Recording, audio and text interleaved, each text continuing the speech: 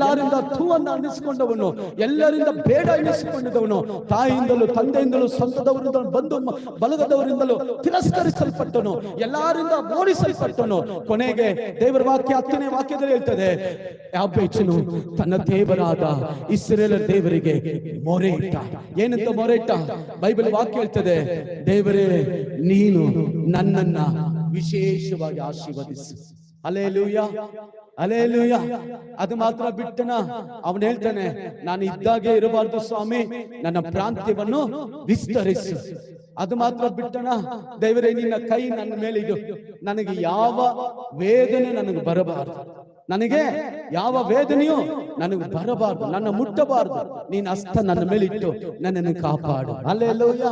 ಚಿಕ್ಕ ವಯಸ್ಸಿಂದ ಕಷ್ಟಪಟ್ಟ ವ್ಯಕ್ತಿ, ಚಿಕ್ಕ ವಯಸ್ಸಿಂದ ತಿರಸ್ಕರಿಸಲ್ಪಟ್ಟಂತ ವ್ಯಕ್ತಿ, ಕಾಲೇಜಿಗೆ ಹೋಗುದು, ಸ್ಕೂಲ್ಗೆ ಹೋದ್ರು, ಎಲ್ಲಾ ಕಡೆನೂ ಯಾಬೇಚೆ